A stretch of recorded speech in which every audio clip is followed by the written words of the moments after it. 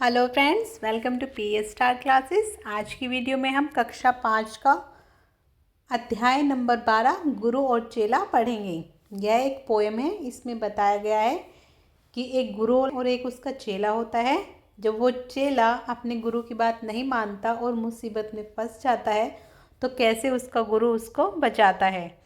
ये चैप्टर बहुत ही इंटरेस्टिंग और मज़े से भरा हुआ है। तो स्टार्ट करते हैं अपनी पोयम गुरु और चेला।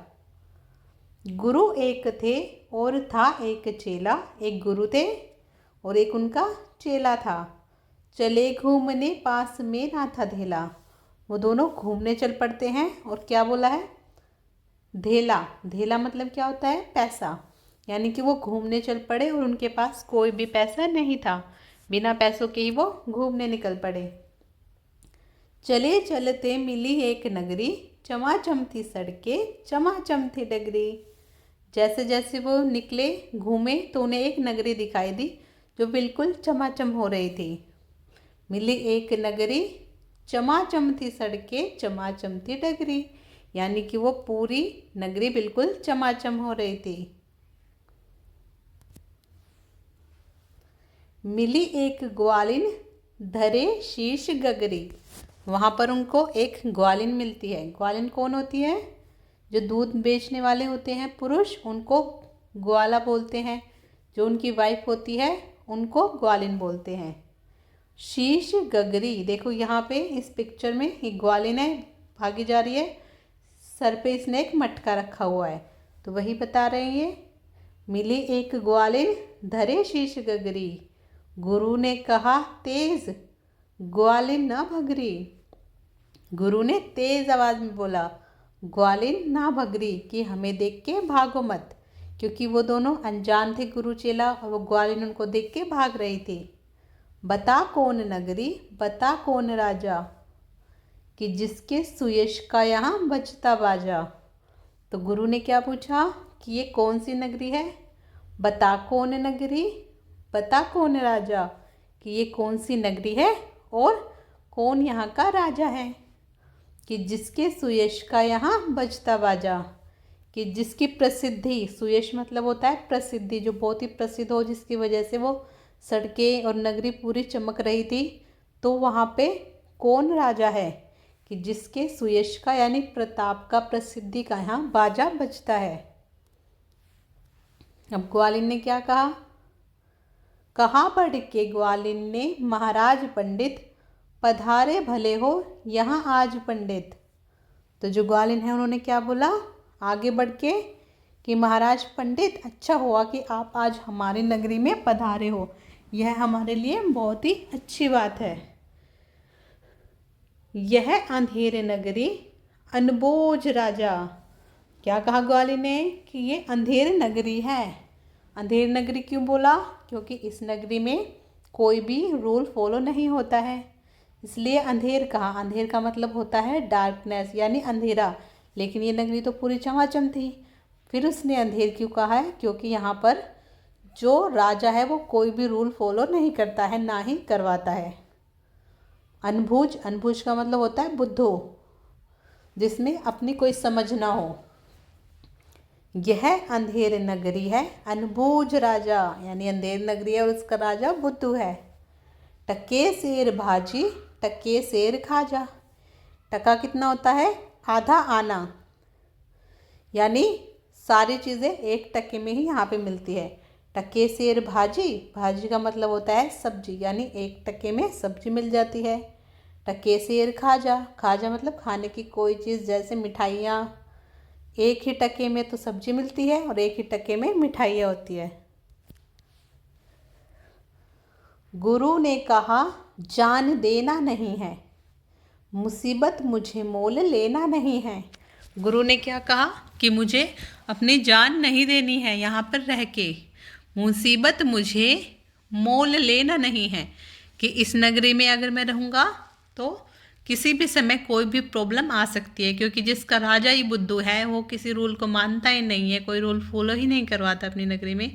तो उस नगरी में रहना तो बेवकूफ़ी है, और वहाँ रह के किसी भी समय मुसीबत आ सकती है। न जाने कि अंधेर हो कौन क्षण में, क्या बोला गुरु ने कि पता नहीं किस क्षण, क्षण मतलब होता है किसी भी समय, एनी टाइम, किसी भी समय यहाँ अंधेरा हो जाए, यहाँ ठीक रहना समझता ना मन में, और यहाँ ठीक रहना मुझे सही नहीं लग रहा है, गुरु ने ये कहा। अब आगे देखते हैं चेले ने क्या बोला। गुरु ने कहा किंतु चेला न माना। गुरु ने कहा कि यहाँ से चलते हैं, यहाँ रहना किसी भी समय मुसीबत को मोल लेना है, किसी भी समय यहाँ कुछ भी हो सकता है। लेकिन गुरु की बात उसके चेले ने नहीं मानी। गुरु को विवश हो पड़ा लौट जाना, और गुरु को अकेले ही वापस जाना पड़ा, क्योंकि चेले ने तो उसकी बात मानी नहीं। चेले को वहाँ पे रहने का लालच हो गया था, क्योंकि वहाँ पे बहुत सस्ती सस्ती चीज़ें मिल रही थी। गुरु गए रह गया किंतु चेला, गुरु चले गए और चेला वहीं पर रह गया। यही सोचता हूँगा मोटा अकेला, और वो क्या सोच रहा था, ना अकेला ही मोटा होऊंगा क्योंकि गुरु तो चले गए हैं। चला हाट को देखने आज चेला, तो देखा वहाँ पर अजब रेल पेला। अब क्या हुआ, जो चेला है वो हाट मतलब होता है बाज़ार, यानी बाहर निकल गया और बाज़ार को देखने के लिए चल पड़ा। तो देखा वहाँ अजब रेल पेला, रेल पेला मतलब चकाचौंध वहाँ की देखी, वहाँ पे क्या क्या चल रहा है। और वहाँ पर बहुत ही ज़्यादा भीड़ थी बाज़ार में। टके सेर हल्दी टके सेर जीरा, यानी एक ही टके में 1 किलो हल्दी भी मिल जाती है, एक ही टके में 1 सेर जीरा भी मिल जाता है, यानी 1 किलो जीरा भी मिल जाता है। टके सेर ककड़ी टके सेर खीरा, एक ही टके में ककड़ी भी मिल जाती है 1 किलो, और एक ही टके में खीरा भी मिल जाता है। चेला वो सब देखकर बहुत खुश हुआ। टके सेर मिलती थी रबड़ी मलाई, बहुत रोज़ उसने मलाई उड़ाई। एक ही टके में उसको 1 किलो रबड़ी मलाई भी मिल जाती थी, बहुत ही रोज़ उसने मलाई उड़ाई, यानी बहुत दिनों तक उसने मलाई खूब खाई।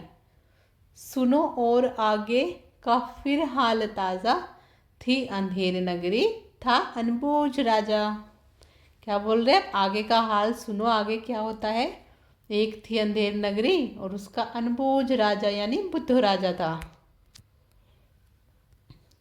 बरसता था पानी चमकती थी बिजली। एक दिन क्या होता है फिर वहाँ पे कि बहुत पानी बरस रहा है और बिजली चमक रही है। ये देखो यहाँ पे दिख रहा है, बारिश हो रही है, बिजली चमक रही है। थी बरसात आई दमकती थी बिजली, और बारिश आ रही थी और जो बिजली है वो दमक रही थी, बार बार चमक रही थी। गरजते थे बादल झमकती थी बिजली।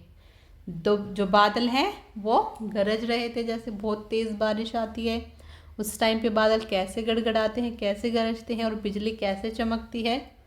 थी बरसात गहरी धमकती थी बिजली, और बहुत तेज़ बारिश थी और बिजली बार बार चमक रही थी। गिरी राज्य की एक दीवार भारी, तो क्या होता है, राज्य की यानी कि नगरी की एक दीवार गिर जाती है जो कि बहुत भारी थी। जहाँ राजा पहुँचे तुरंत ले सवारी, तो क्या करा राजा ने, अपनी सवारी यानी अपने रथ पर बैठकर तुरंत निकल गए। झटपट संतरी को झपट कर बुलाया, यानी संतरी कौन होता है, जो पहरेदार होता है, गार्ड होता है, जो कि वहाँ दीवार के पास खड़ा था। गिरी क्यों यह दीवार, किसने गिराया, उससे पूछता है कि ये दीवार कैसे गिरी और किसने गिराया। अब वो संतरी ने थोड़ी दीवार बनाई है, वो तो बस दीवार के पास खड़ा हुआ था, पहरा दे रहा था। तो ये बुद्धू राजा है, ये उससे पूछ रहा है कि दीवार कैसे गिरी और किसने गिराया। कहा संतरी ने, महाराज साहब, यानी कि वो जो पहरेदार था, गार्ड था संतरी, उसने क्या कहा कि महाराज साहब, ना इसमें खता मेरी ना मेरा कर्तव्य, कि इसमें मेरी कोई गलती नहीं है। खता का मतलब होता है गलती, और मेरा कोई कर्तव्य नहीं है, यानी मैंने कोई ऐसा काम नहीं किया है कि जिसकी वजह से ये दीवार गिर जाए। यह दीवार कमज़ोर पहले बनी थी, कि ये दीवार पहले से ही बहुत कमज़ोर थी, इसी से गिरी। यह ना मोटी घनी थी इसीलिए गिरी, और ये मोटी नहीं थी इसीलिए ये गिर गई। खता कारीगर की महाराज साहब, ना इसमें खता मेरी या मेरा कर्तव्य। तो क्या बोलता है ऑप्शन 3 कि यहाँ पर किसकी गलती है? कारीगर की। कारीगर कौन? मिस्त्री, जिसने ये दीवार बनाई थी। ना इसमें खता मेरी ना मेरा कर्तव्य, ना तो इसमें मेरी कोई गलती है, ना मैंने ऐसा कोई काम किया है या धक्का लगाया है कि ये दीवार गिर जाए। बुलाया गया कारीगर झट वहाँ पर, बिठाया गया कारीगर झट वहाँ पर, यानी कि फटाफट क्या बोला राजा ने कि उस कारीगर को यहाँ पर लेके आओ, और वहाँ पर लाके उसको बिठा दिया गया। अब आगे क्या होता है इसमें? कहा राजा ने कारीगर को सजा दो, खता इसकी है आज इसको कजा दो। अब महाराज ने, राजा ने क्या कहा कि कारीगर को सजा दो, इसकी ही गलती है, खता है, इसको कजा दो। कजा यानी उसको मृत्यु दंड दो। पहले के राजा छोटी सी गलती पर ही मृत्यु दंड दे देते थे। कहा कारीगर ने जरा की न देरी, महाराज इसमें खता कुछ न मेरी। अब कारीगर क्या बोल रहे हैं कि महाराज इसमें मेरी कोई भी गलती नहीं है, यह भिष्टी की गलती है, यह उसकी शरारत। यानी कि इसमें भिष्टी की गलती है। भिष्टी कौन होता है? ये देखो, ये भिष्टी है, इसके पास जो ये बैग है ये चमड़े का है, जिसमें कि ये पानी भरता है। पहले के टाइम में इस तरह के पानी भरने के लिए यूज़ किए जाते थे, क्योंकि पहले बकेट्स प्लास्टिक की ऐसी बाल्टी नहीं होती थी, तो इनमें ही पानी भर के यूज़ किया जाता था। तो क्या बोल रहा है वो? यह भिष्टी की गलती है उसकी शरारत, यानी ये भिष्टी की गलती है, उसने ही ये घपला शरारत की है। किया गारा गीला उसी की यह गफलत, यानी कि गारा मतलब जो मिट्टी और पानी मिलाकर दीवारों पर ईंट से लगाते हैं, तो वो गारा बनाने में ही उसने गड़बड़ की है, गफलत की है। कहा राजा ने जल्द भिष्टी बुलाओ, पकड़ कर उसे जल्द फांसी चढ़ाओ। अब राजा ने क्या बोला है कि जल्दी से भिष्टी को बुला के लाओ अब, और जल्दी से बुलाकर उसको फांसी पे चढ़ाओ। चला आया भिष्टी हुई कुछ न देरी, यानी भिष्टी तुरंत आ गया और कोई देरी नहीं हुई। कहा उसने इसमें खता कुछ न मेरी। अब भिष्टी क्या बोल रहा है कि महाराज मेरी तो इसमें कोई भी गलती नहीं है, यह गलती है जिसने मशक को बनाया है। अब वो क्या बोल रहा है? मशक, ये जो इसने बैग लिया हुआ है जो कि चमड़े का बना हुआ है, इसको क्या बोलते हैं? इसको मशक बोलते हैं। इस बैग को मशक बोलते हैं, और पहले के टाइम में इसको यूज़ किया जाता था पानी भरने के लिए। कि ज़्यादा ही जिसमें था पानी समाया, यानी कि जिसने मशक बनाया हुआ इतना बड़ा मशक बना दिया उसने कि इसमें ज़्यादा पानी आ गया, और उससे मिट्टी और पानी का अंदाज़ा नहीं रहा और उसमें ज़्यादा पानी गिर गया। मशक वाला आया हुई कुछ न देरी। अब जिसने मशक बनाया था वो भी वहाँ पे आ गया। कहा उसने इसमें खता कुछ न मेरी। अब उसने क्या कहा? इसमें तो मेरी कोई भी गलती नहीं है, यह मंत्री की गलती है, मंत्री की गफलत। अब उसने क्या बोला? इसमें तो मंत्री की गलती है, उसने ही इसमें गड़बड़ी की है, उन्हीं की शरारत उन्हीं की है हिकमत। हिकमत मतलब कोई प्लान उन्होंने अपने हिसाब से बनाया है और ये उनकी ही प्लानिंग है। अब आगे क्या होता है? बड़े जानवर का था चमड़ा दिलाया, चुराया न चमड़ा मशक को बनाया। अब वो क्या बोलता है मशक बनाने वाला कि मंत्री जी ने क्या किया है? जो चमड़ा दिलाया है, यानी कि जिससे उसने मशक को बनाया है, यानी कि जानवर की स्किन से मशक बनाया जाता है। तो क्या बोल रहा है वो? बड़े जानवर का था चमड़ा दिलाया, यानी कि जो चमड़ा उन्होंने दिलाया मुझे वो बहुत बड़े जानवर का था। चुराया ना चमड़ा मशक को बनाया, यानी कि उसने चमड़ा बिल्कुल भी उसमें से चुराया नहीं और वो मशक बना दिया। बड़ी है मशक खूब भरता है पानी, ये गलती ना मेरी ये गलती बिरानी। उसने क्या बोला? ये मशक फिर बड़ी बन गई, उसमें उसकी कोई गलती नहीं है, इसमें खूब पानी भरता है और ये गलती मेरी नहीं है, बिरानी। बिरानी यानी दूसरे की गलती को बिरानी बोलते, यानी दूसरे की गलती है। ये गलती न मेरी यह गलती बिरानी है, मंत्री की गलती तो मंत्री को लाओ, हुआ हुक्म मंत्री को फांसी चढ़ाओ। अब क्या बोलता है महाराज कि यह गलती अगर मंत्री की है तो मंत्री को लेके आओ, और क्या हुक्म सुनाया कि उसको फांसी चढ़ाओ। चले मंत्री को लेके जल्लाद फौरन। जल्लाद कौन होते हैं? जो कि फांसी चढ़ाते हैं। फौरन यानी कि तुरंत, उसी क्षण। चले मंत्री को लेके जल्लाद फौरन, यानी कि जो जल्लाद जो फांसी चढ़ाते हैं वो जल्दी से मंत्री को लेके उसी टाइम चल पड़े। चढ़ाने को फांसी उसी दम उसी क्षण, यानी कि उसको फांसी चढ़ाने के लिए चल पड़े उसी टाइम। मगर मंत्री था इतना दुबला दिखता, न गर्दन में फांसी का फंदा था। लेकिन क्या हुआ, जो मंत्री था उसकी गर्दन इतनी पतली थी कि फांसी का फंदा उसकी गर्दन में आ ही नहीं रहा था। कहा राजा ने जिसकी मोटी हो गर्दन, पकड़कर उसे फांसी दो तुम इसी क्षण। तो अब देखो उस बेवकूफ राजा ने क्या बोला। गलती मंत्री की थी, अब वो क्या बोल रहा है कि किसी मोटी गर्दन वाले इंसान को अभी लेके आओ। अब देखो ये सच्ची में अनबूझ और बेवकूफ राजा था। चले संतरी ढूंढने मोटी गर्दन, यानी कि संतरी जो पहरेदार थे राजा के, वो चल पड़े किसको ढूंढने? जिसकी मोटी गर्दन हो। मिला चेला खाता हलवा दनादन, उन्हें वही चेला मिला जो अपने गुरु के साथ नहीं गया था और वो दनादन हलवा खा रहा था उस टाइम भी। ये देखो यहाँ पे पहरेदार है और ये चेला अभी भी हलवा खा रहा है। कहा संतरी ने चले आप फौरन, महाराज ने भेजा न्योता इसी क्षण। क्या बोलते हैं वो जो संतरी आए थे राजा के, उन्होंने बोला कि आपको राजा ने अभी बुलाया है और न्योता दिया। न्योता क्या होता है? इनविटेशन देना, यानी खाने के लिए बुलाना। यानी कि क्या कहा उसने कि आपको अभी राजा ने न्योता दिया, यानी खाने के लिए इसी क्षण बुलाया है। बहुत मन में खुश हो चला आज चेला, कहा आज न्योता छक्कूंगा अकेला। क्या बोलता है अब? वो मनी मन बोल रहा है और बहुत खुश होता है चेला, और क्या बोलता है मनी मन कि आज तो मज़े से खाऊंगा राजा के महल में। मगर आके पहुंचा तो देखा झमेला। झमेला मतलब उसको कुछ प्रॉब्लम दिखाई दी, क्योंकि इतने सारे लोग वहाँ पे इकट्ठा हुए तो क्यों हुए हैं। वहाँ तो जुड़ा था अजब एक मेला। वहाँ पर लोगों का मेला जुटा हुआ था, क्योंकि वहाँ पे बहुत सारे लोग आए हुए थे। यह मोटी है गर्दन इसे तुम बढ़ाओ, कहा राजा ने इसको फांसी चढ़ाओ। अब राजा क्या बोलता है? हाँ ये सही पकड़ के लाए हो तुम, इसकी मोटी गर्दन है, अब इसको आगे बढ़ा के और फांसी के फंदे पे चढ़ा दो।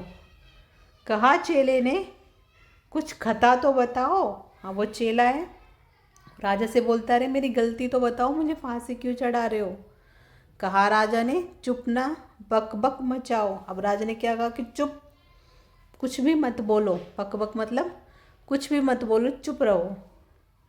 मगर था न बुद्धू, था चालाक चेला। लेकिन जो चेला था वो बुद्धू नहीं था राजा की तरह, वो बहुत चालाक था।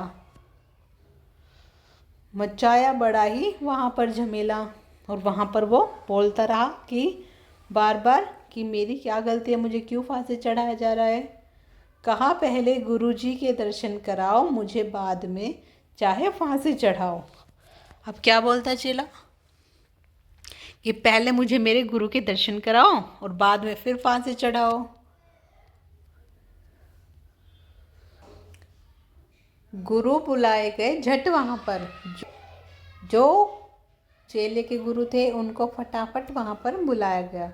कि रोता था चेला खड़ा था जहाँ पर, उन्होंने देखा उनका चेला रो रहा है जहाँ पर वो खड़ा हुआ है। गुरुजी ने चेले को आकर बुलाया। तो गुरुजी उन्होंने अपने चेले को अपने पास बुलाया। तुरंत कान में एक मंत्र कुछ गुनगुनाया, और उन्होंने क्या करा, चेले के कान में कुछ फटाफट बोल दिया। मंत्र गुनगुनाया मतलब कोई प्लान उसको बता दिया। झगड़ने लगे फिर गुरु और चेला। तो उसके बाद क्या होता है, जब उन्होंने मंत्र गुनगुनाया उसके कान में कुछ प्लान बताया, गुरु और चेला दोनों झगड़ने लगे। मचा उनमें धक्का बड़ा रेला पेला। और क्या होता है, उन दोनों में धक्का मुक्की होने लग जाती है। गुरु और चेले में। गुरु ने कहा फांसी पर मैं चढ़ूँगा, कहा चेले ने फांसी पर मैं मरूँगा। अब क्या होता है, गुरु बोलता है कि वो फांसी पर चढ़ेगा और चेला बोलता है मैं कि वो फांसी पर चढ़ेगा, और दोनों में लड़ाई होने लगती है। हटाए ना हटते अड़े ऐसे दोनों, और दोनों को हटा रहे हैं सब, और वो दोनों हट नहीं रहे हैं। छुड़ाए ना छुटते लड़े ऐसे दोनों, और उनको छुड़ाने की या दोनों को दूर दूर करने की कोशिश कर रहे हैं, लेकिन वो फिर भी नहीं हट रहे हैं। बढ़े राजा फौरन कहा बात क्या है। ना वो राजा जो है बुद्धू राजा, अब वो बोलते हैं कि ऐसी क्या बात है कि तुम दोनों मरने के लिए झगड़ रहे हो। गुरु ने बताया करामात क्या है। करामात मतलब होता है चमत्कार, यानी कि ऐसा क्या चमत्कार है जिस वजह से दोनों मरने के लिए लड़ रहे हैं। अब क्या होता आगे, चढ़ेगा जो फांसी मुहूर्त है ऐसी, न ऐसी मुहूर्त बनी बढ़िया जैसी। अब क्या बोला है गुरु ने कि ये इस टाइम पे जो भी फांसी चढ़ेगा ये ऐसा मुहूर्त कभी बना ही नहीं है। वह राजा नहीं चक्रवर्ती बनेगा। अब क्या बोला गुरु ने उस बुद्धू राजा को बुद्धू और बनाने के लिए, क्योंकि वो पहले से ही बुद्धू था, उसको जो भी बोल देंगे वो मान जाएगा। तो क्या बोला गुरु ने कि ये ऐसा मुहूर्त है जिसमें कोई फांसी चढ़ेगा तो वो राजा नहीं चक्रवर्ती राजा बनेगा। चक्रवर्ती राजा क्या होता है, जिसका चारों दिशाओं में शासन चलता है, यानी राज उसी का चलता है। यह संसार का छत्र उस पर तनेगा। छत्र होता है छतरी जो राजा सर पर पहनते हैं, कि ये संसार का जो छत्र है वो उसके सर पर ही तनेगा। तनेगा मतलब उसके सर पर विराज करेगा, उसके सर पर रहेगा। कहा राजा ने बात सच गर यही, गुरु का कथन झूठ होता नहीं है। अब राजा ने क्या कहा कि क्या तुम सच बोल रहे हो, क्योंकि गुरु का कथन या गुरु कथन यानी गुरु जो भी बोलते हैं वो सच होता है। कहा राजा ने फांसी पर मैं चढ़ूंगा, इसी दम फांसी पर मैं ही टंगूंगा। अब तो वो बेवकूफ़ राजा क्या करता है कि इस फांसी पर तो मैं ही टंगूंगा, जिससे कि वो चक्रवर्ती राजा बन जाए। चढ़ा फांसी राजा बजा खूब बाजा। जैसे ही राजा फांसी पर चढ़ता है तो बैंड बाजा बजने लगता है। प्रजा खुश हुई जब मरा मूर्ख राजा। प्रजा यानी नगर में जितने लोग रहते थे वो सब बहुत खुश होते हैं जब वो मूर्ख राजा मरता है। बजा खूब घर घर बधाई का बाजा, थी अंधेर नगरी था अनबोझ राजा। यानी कि हर घर में बधाई का बाजा बजने लगता है, क्योंकि ये अंधेर नगरी थी जहाँ कोई रूल एंड रेगुलेशंस नहीं थे, और अनबूझ बेवकूफ़ राजा था। यानी जब वो मरा तो हर घर में खुशियाँ मनाएगी कि अब कोई ऐसा राजा बैठेगा जो कि रूल्स रेगुलेशन से चलेगा और हमारे लोगों का अच्छे से विकास होगा। ये पोयम लिखी है सोहनलाल द्विवेदी ने। तो आप सबको ये पोएम कैसी लगी और क्या सीखने को मिला? हमें इससे यही सीखने को मिलता है कि हमें अपने गुरु की बात हमेशा माननी चाहिए। गुरु जो भी कहते हैं हमारी भलाई के लिए कहते हैं। अगर ये शिष्य इस नगरी में नहीं रहता तो इसको इतनी मुसीबत नहीं झेलनी पड़ती, और लास्ट में क्या होता है, गुरु ने ही आके अपने शिष्य को बचाया। अपने गुरु की आज्ञा का पालन हमेशा करना चाहिए और कभी भी लालच नहीं करना चाहिए, जैसे कि इस पोएम ने शिष्य ने किया था। हमेशा समझदारी से और गुरु की आज्ञा से ही काम करना चाहिए। तो आज की क्लास यहीं पर ख़त्म करते हैं। नेक्स्ट क्लास में इसकी एक्सरसाइज क्वेश्चन एंड आंसर को कंप्लीट करेंगे। आई होप आपको आज की वीडियो अच्छी लगी होगी। अगर अच्छी लगी है तो प्लीज़ चैनल को सब्सक्राइब कीजिए और अपने फ्रेंड्स के साथ शेयर कीजिए। तब तक के लिए goodbye and take care.